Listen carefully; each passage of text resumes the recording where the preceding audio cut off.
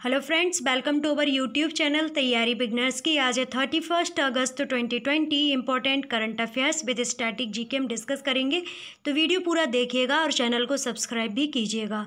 इस वीडियो में आपको बहुत सारे करंट अफेयर्स और स्टैटिक पोर्शन के बारे में जानकारी प्राप्त होगी, जो आप कोई भी एंट्रेंस एग्ज़ाम दे रहे हो या फिर गवर्नमेंट सर्विस की तैयारी कर रहे हो, बहुत ही ज़्यादा यूज़फुल और फ्रूटफुल रहने वाला है।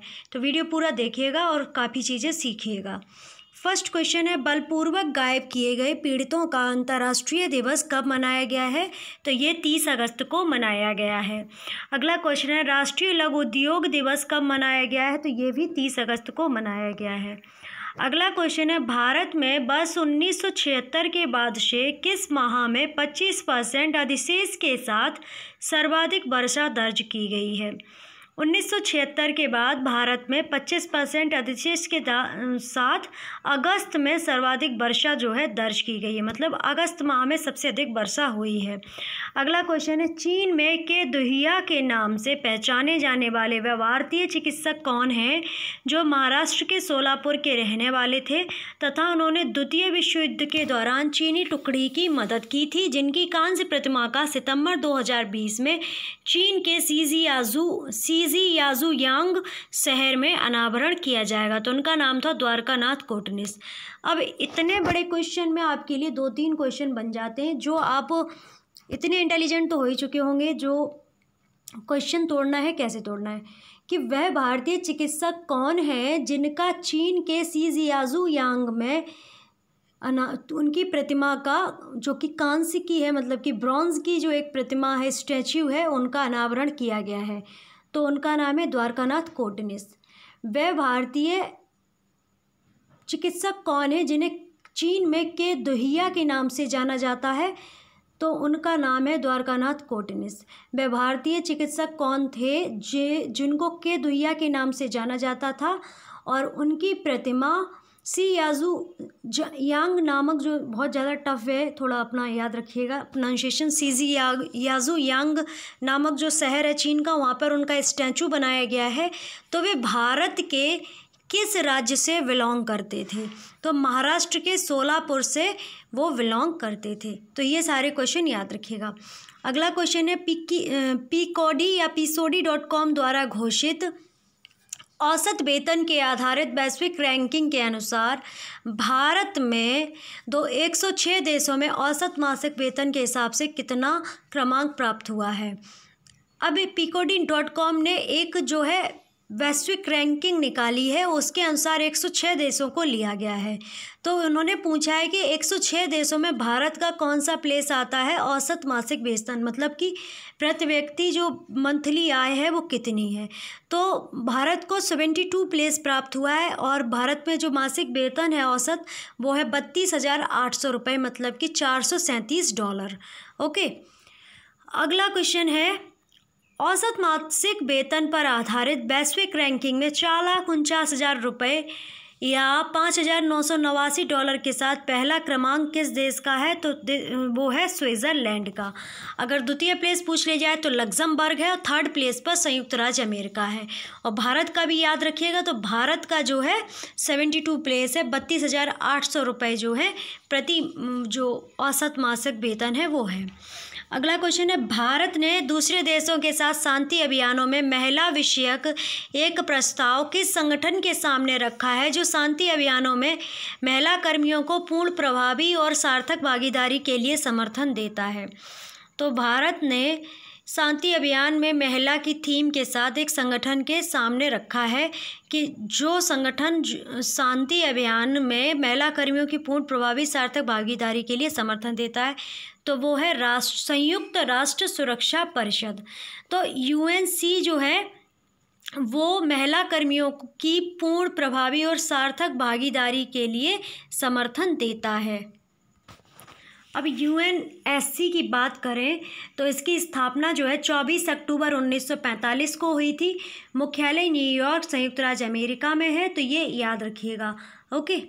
अगला क्वेश्चन है, 28 अगस्त को किस मंत्रालय ने स्टार्टअप उद्यम एवं सॉफ्टवेयर उत्पादों को बढ़ावा देने के लिए चुनौती नाम से प्रतियोगिता की शुरुआत की है? ओके, तो वो जो मंत्रालय वो है इलेक्ट्रॉनिक्स एवं सूचना प्रौद्योगिकी मंत्रालय। अगला क्वेश्चन है, हर साल किस महीने में महिला एवं बाल विकास मंत्रालय द्वारा पोषण माह आयोजित किया जाता है? तो सितंबर माह में पोषण सप्ताह जो है आयोजित किया जाता है। ओके, अब आपको होमवर्क में क्या है कि आपको इलेक्ट्रॉनिक और प्रौद्योगिकी मंत्रालय के मिनिस्टर बताने हैं और उनका निर्वाचन क्षेत्र, और महिला एवं विकास मंत्रालय की मिनिस्टर आपको बतानी है, और उसके साथ साथ आपको उनका निर्वाचन क्षेत्र भी बताना है। ओके, अगला क्वेश्चन है, 29 अगस्त को बिहार में किस जगह BSNL का next generation network telephone exchange का उद्घाटन किया गया है? तो ये बिहार में दानापुर टेलीफोन एक्सचेंज का जो है उद्घाटन किया गया है। अब यहाँ पर बिहार की बात हुई है, तो बिहार की बात करें तो बिहार की कैपिटल क्या है? पटना। इससे पहले पाटलिपुत्र के नाम से भी जाना जाता है। बिहार के CM नीतीश कुमार जी हैं, राज्यपाल फागू चौहान जी हैं। तो ये सारी बात बिहार से याद रखिएगा। बिहार में भारत का एकमात्र डॉल्फिन जो पार्क है, या मतलब राष्ट्रीय पार्क बोल सकते हैं उसको, जो डॉल्फिन के लिए है, डॉल्फिन का उसमें कंजर्वेशन किया जाता है, तो वो प्रथम भारत का और एकमात्र पार्क है। तो ये याद रखिएगा। वाल्मीकि नेशनल पार्क आपको बिहार में ही देखने को मिलेगा। ओके, और जो एक मधुबनी पेंटिंग होती है वो कई बार पूछी जाती है, तो मधुबनी पेंटिंग जो है वो बिहार की पेंटिंग है। ओके, अगला क्वेश्चन है, advertising exchanging association of India द्वारा बस 2020 के लिए दिए गए आजीवन उपलब्धि पुरस्कार के विजेता कौन है? तो वो है कृष्ण प्रेम नारायण जी। अगला क्वेश्चन है, 7 अक्टूबर को रजनीश कुमार की जगह भारतीय स्टेट बैंक के अगले अध्यक्ष कौन बनेंगे? तो वो बनेंगे दिनेश कुमार खारा जी। अगर भारतीय स्टेट बैंक की बात करें तो अभी कौन है? अभी तो हैं रजनीश कुमार जी अध्यक्ष, पर 7 अक्टूबर से कौन बन जाएंगे? तो बन जाएंगे दिनेश कुमार खारा जी, क्योंकि 7 अक्टूबर 2017 से रजनीश कुमार जी हैं, तो इसीलिए जो रिप्लेसमेंट होगा, जो रिटायरमेंट होगा, वो 7 अक्टूबर को ही होगा। अब हम बात करेंगे स्टेट बैंक की। स्टेट बैंक ऑफ इंडिया की बात करें तो इसका जो गठन हुआ था 1806 में बैंक ऑफ कैलकाटा के रूप में हुआ था। ओके, मुख्यालय इसका मुंबई में है। रजनीश कुमार अभी हेड हैं, और फिर बाद में कौन हो जाएंगे? दिनेश कुमार खारा जी। तो ये बात याद रखिएगा। ओके, और भारत की सबसे बड़ी, सबसे पुरानी बैंक अगर पूछ लिया है कौन सी है, तो वो है स्टेट बैंक ऑफ इंडिया। 2 जून 1806 में बैंक ऑफ कैलकाटा के रूप में इसकी स्थापना हुई, सभी को पता है। उसके बाद बंगाल सरकार द्वारा क्या हुआ था कि बैंक ऑफ बॉम्बे तथा बैंक ऑफ मद्रास की शुरुआत जो है बाद में तो हुई थी। उसके बाद क्या हुआ, ये तीनों बैंक मिलके क्या हुआ, आधुनिक भारत के प्रथम बैंक, फिर इनका विलय कर दिया गया। अरे क्वेश्चन सही से समझिएगा। देखो, पहले बैंक ऑफ कलकत्ता के रूप में गठन होता है 1806 में स्टेट बैंक ऑफ इंडिया का। फिर क्या होता है, बैंक ऑफ बॉम्बे और बैंक ऑफ मद्रास को मिलाकर इनका जो है इंपीरियल बैंक ऑफ इंडिया में गठन कर दिया गया। तो स्टेट बैंक ऑफ इंडिया पहले बैंक ऑफ कैलकाटा थी, फिर इंपीरियल बैंक ऑफ इंडिया हो गई। उसके बाद क्या होता है कि 28 सन 1941 में पहली पंचवर्षीय योजना डाली गई, जिसमें गाँव के विकास पर जोर डाला गया। इस समय तक इंपीरियल बैंक ऑफ इंडिया का कारोबार जो हुआ करता था वो सिर्फ शहरों तक था। ठीक है, फिर क्या होता है, फिर जुलाई 1944 में स्टेट बैंक ऑफ इंडिया की स्थापना कर दी गई, जिसमें सरकार की हिस्सेदारी 61.5% थी। ओके, अगला क्वेश्चन है, कन्याकुमारी निर्वाचन क्षेत्र से लोकसभा सदस्य कौन थे जिनका निधन 28 अगस्त को चेन्नई में हो गया है? तो वो थे H बसंत कुमार जी। बस इनकी ऑबिचुरी में इतना याद रखिएगा, हाल ही में H बसंत कुमार जी का निधन हो गया। वे किस क्षेत्र से संबंधित थे? तो वे एक पॉलिटिशियन थे। अगला क्वेश्चन है, प्रधानमंत्री नरेंद्र मोदी ने किस शहर में रानी लक्ष्मीबाई केंद्रीय कृषि विश्वविद्यालय के महाविद्यालय और प्रशासन भवनों का उद्घाटन किया है? तो उद्घाटन किया गया है झांसी, उत्तर प्रदेश का। अब उत्तर प्रदेश का नाम आया है तो उत्तर प्रदेश के बहुत सारी क्वेश्चंस बन जाते हैं। उत्तर प्रदेश की जो कैपिटल है वो है लखनऊ, और लखनऊ अगर पूछ लिया है कौन सी नदी के किनारे बसा हुआ है, तो लखनऊ जो है गोमती नदी के किनारे बसा हुआ है। उत्तर प्रदेश के CM आपको सभी को पता ही होंगे, योगी आदित्यनाथ जी हैं। राज्यपाल आनंदीबेन पटेल जी हैं। उप मुख्यमंत्री अगर पूछ ले जाएं तो केशव प्रसाद मौर्य जी हैं और दिनेश शर्मा जी हैं। ओके, अब दिनेश शर्मा जी तो उप मुख्यमंत्री होने के साथ साथ राज्य के शिक्षा मंत्री भी हैं। ओके, उत्तर प्रदेश को पहले संयुक्त प्रांत या यूनाइटेड प्रोविंस के नाम से भी जाना जाता था। उत्तर प्रदेश का जो हाई कोर्ट है वो इलाहाबाद हाई कोर्ट है और इसकी जो एक ब्रांच है वो लखनऊ में है। ओके, और उत्तर प्रदेश हाई कोर्ट के जो उच्च न्यायाधीश हैं वो हैं गोविंद माथुर जी। तो ये भी आपको याद रखना है। उत्तर प्रदेश में भी हाल ही में कुछ योजनाएं चलाई गई, जैसे कि योजनाएं कुछ लॉन्च की गई, कुछ चलाई गई, तो वो सुनिएगा। हर्बल रोड के रूप में विकसित होंगी 800 किलोमीटर की सड़कें उत्तर प्रदेश के अंदर। ओके, प्रवासी मजदूरों के लिए रोजगार देने के लिए आयोग का गठन किया गया, माइग्रेशन कमीशन या प्रवासन आयोग का गठन किया गया। उत्तर प्रदेश में स्टार्टअप फंड की शुरुआत की गई और प्रवासी राहत मित्र ऐप को भी लॉन्च किया गया। राज्य में अधिकतर श्रम कानून 3 वर्ष के लिए निलंबित कर दिया गया। वर्चुअल कोर्ट की इन हाउस सुविधा वाला पहला राज्य उत्तर प्रदेश है, तो ये याद रखिएगा। ओके, और अगर पूछ लिया जाए कि टीम 11 का जो गठन किया गया था वो कहाँ पर किया गया, कौन से राज्य में किया गया, तो कोरोना वायरस को हराने के लिए टीम 11 का गठन उत्तर प्रदेश में किया गया। सामुदायिक जो रसोई थी उसे जियो टैग प्राप्त करने वाला उत्तर प्रदेश पहला राज्य बना। कोविड-19 के लिए नमूनों का पूल परीक्षण करने वाला पहला राज्य उत्तर प्रदेश बना। राज्य में मनरेगा श्रमिकों के खातों में 611 करोड़ रुपए स्थानांतरित किए गए उत्तर प्रदेश के अंदर। राज्य में सार्वजनिक संपत्तियों को नुकसान की वसूली के लिए अध्यादेश पारित किया गया। युवाओं के लिए रोजगार सृजन योजनाओं की शुरुआत की गई, जिसमें कौशल सतरंग और युवा हब का लॉन्च किया गया। आवारा मवेशी मतलब जो जानवर होते हैं उन्हें घर पर रखने वाले किसानों को आर्थिक सहायता के रूप में 900 रुपये प्रतिमाह निर्धारित किया गया। जो आवारा घूमते हैं उनको अगर अपने घर पर संरक्षित करते हैं तो 900 रुपये प्रतिमाह मिलेंगे। भूजल अधिनियम 2020 को मंजूरी दी गई उत्तर प्रदेश के अंदर। लखनऊ व नोएडा में पुलिस कमिश्नर सिस्टम लागू किया गया। तो अब ये पुलिस कमिश्नर सिस्टम क्या है इसके बारे में जानिएगा। उत्तर प्रदेश के मुख्यमंत्री योगी आदित्यनाथ ने 13 जनवरी 2020 को राज्य के 2 जिलों लखनऊ एवं गौतम बुद्ध नगर मतलब कि नोएडा में पुलिस आयुक्त प्रणाली लागू करने की घोषणा कर दी थी।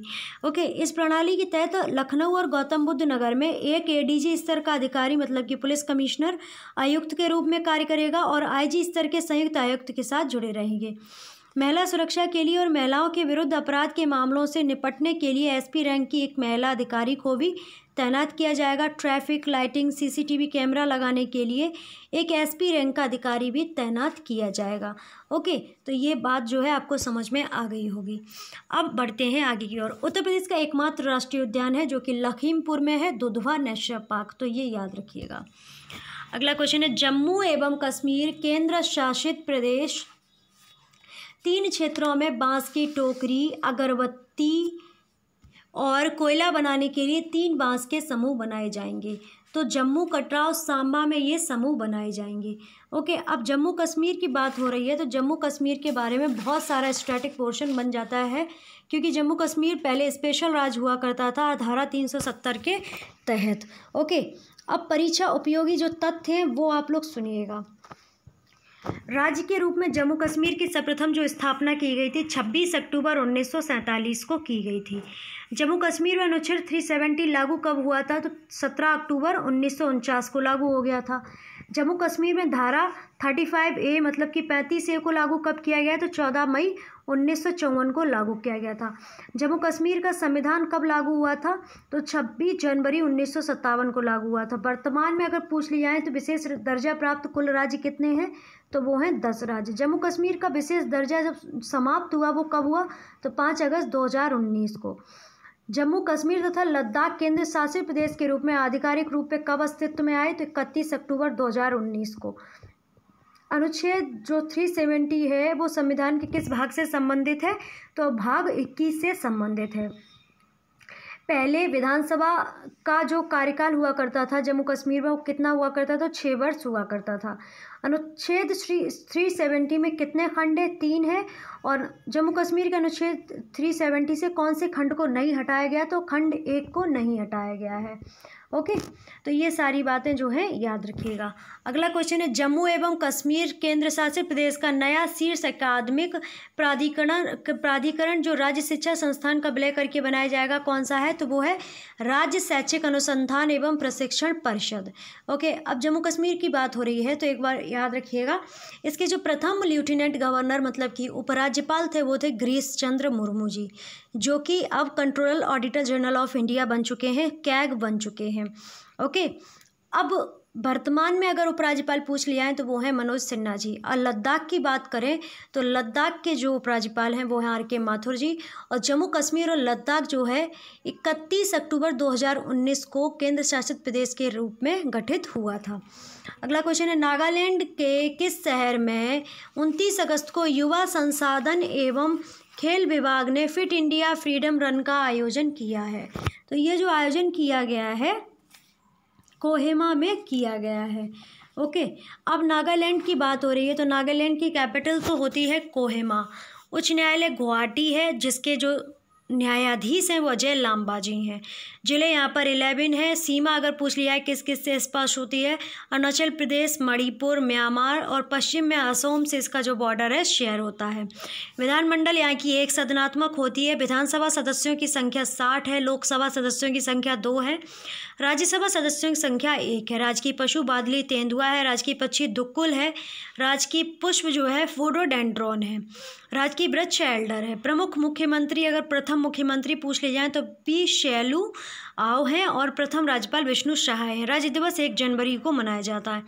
मुख्य भाषा यहाँ की आओ, कोलियांग, कागाम्बी, सेमा, लोथा, चांग, संगताम, चाखे संग यहाँ की मुख्य भाषाएं हैं। पर्वत यहाँ पर पूछ लिया जाए तो वरेलू तथा जाम्फू पर्वत जो है यहाँ पर देखने को मिलेंगे। दुआंग, दिरक, धनश्री, झाझी, दिखू जो नदियाँ हैं वो आपकी यहाँ पर देखने को मिलेंगी। लेचाम झील जो है यहाँ की प्रमुख झील है, तो याद रखिएगा। उद्योग अगर पूछ लिया है तो हथकरघा, बुनाई, रेशम उत्पादन यहाँ के प्रमुख कुटीर उद्योग और इसके अतिरिक्त चीनी, कागज़, लुगदी मिल, प्लाईवुड कारखाना यहाँ के उद्योग हैं। शेख रेनी, मोआत्सु, तुलनी और तोकू एंगमोंग जो है यहाँ के प्रमुख त्यौहार हैं। इटांकी अभयारण्य, कोहिमा, फाकिम, पुली, वाजडे जो अभयारण्य है यहाँ के प्रमुख राष्ट्रीय उद्यान और अभयारण्य हैं। ओके, सन 1957 में इसे केंद्र शासित प्रदेश बना दिया गया था और असम के राज्यपाल के अधीन कर दिया गया था और असम राज्य के नागा हिल्स जिले का इसको नाम दे दिया गया था।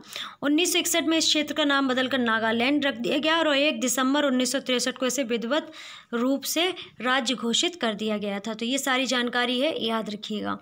अगला क्वेश्चन है, स्वास्थ्य कर्मचारियों की सहायता के लिए त्रिपुरा विश्वविद्यालय में विकसित किया गया यंत्र मानव कौन सा है? तो वो है कोविड-19 वॉरबॉट। ओके, कोविड-19 वॉरबॉट है, किसने विकसित किया है? तो स्वास्थ्य कर्मचारियों की सहायता से त्रिपुरा विश्वविद्यालय ने विकसित किया है। अब त्रिपुरा की बात करें तो जो त्रिपुरा है उसकी कैपिटल क्या हो जाती है? अगरतला।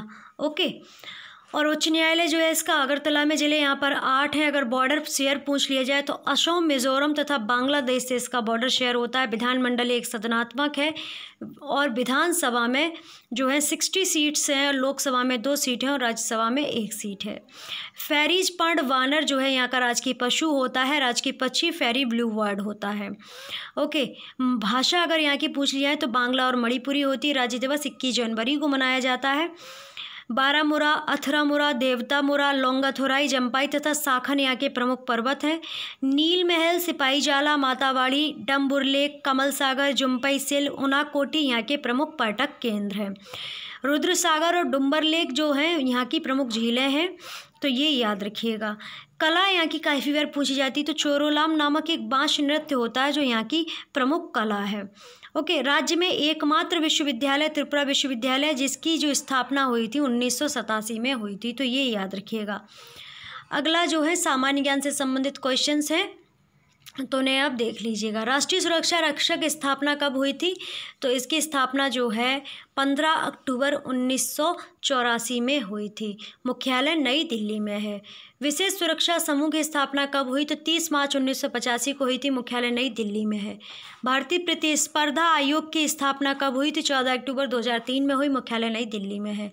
राष्ट्रीय कंपनी कानून प्राधिकरण का गठन कब हुआ? तो 1 जून 2016 को हुआ। मुख्यालय नई दिल्ली में है। राष्ट्रीय हरित न्यायाधिकरण की स्थापना कब हुई? तो 18 अक्टूबर 2010 में हुई। अगर इसकी मुख्य ब्रांच पूछ ली जाए तो वो कहाँ पर है? नई दिल्ली में है। भारतीय दूरसंचार नियामक प्राधिकरण की स्थापना कब हुई? तो 20 फरवरी 1997 को हुई। मुख्यालय नई दिल्ली में है। तो ये था हमारा आज का करंट अफेयर्स का बहुत ही महत्वपूर्ण वीडियो। आशा करते हैं आपको अच्छा लगा होगा। अच्छा लगने के साथ साथ नई नई नॉलेज जानकारी जो है प्राप्त हुई होगी, और अच्छा लगा होगा तो लाइक कीजिएगा और कमेंट कीजिएगा ज़्यादा से ज़्यादा, और शेयर भी कीजिएगा। चैनल को सब्सक्राइब करना बिल्कुल मत भूलिएगा और बेल आइकन को प्रेस कर लीजिएगा। वीडियो का पीडीएफ चाहते हो तो फिर आप टेलीग्राम ग्रुप को ज्वाइन कीजिएगा, लिंक आपको वीडियो के डिस्क्रिप्शन में मिल जाएगा। ओके, और आप हमारे खबरी प्लेटफॉर्म पर ऑडियो सुनना चाहते हो तो फिर आपको क्या करना है, उसका लिंक आपको डिस्क्रिप्शन में मिल जाएगा, वहाँ से आप फॉलो कर लीजिएगा और वहाँ से प्रॉपर तरीके से आपको ऑडियो सुनने को मिलते रहेंगे, आपका बेनिफिट भी होगा। ओके, आप हमसे फेसबुक, इंस्टाग्राम, शेयरचैट और ट्विटर से भी जुड़ सकते हैं, उनका लिंक भी डिस्क्रिप्शन में मिल जाएगा, वहाँ से आप डायरेक्ट फॉलो कर सकते हैं। ओके, तो अब क्या करना है आपको, घर रहिए, स्वस्थ रहिए, मस्त रहिए, अपने अपने परिवारजनों का ख्याल रखिएगा और हमेशा मन में जुनून रखिएगा, हासिल कर लेंगे मुकाम अपना, तभी चैन से बैठेंगे। तो आप सभी का बहुत सारा धन्यवाद वीडियो वॉच करने के लिए। Don't forget subscribe and follow and share and like.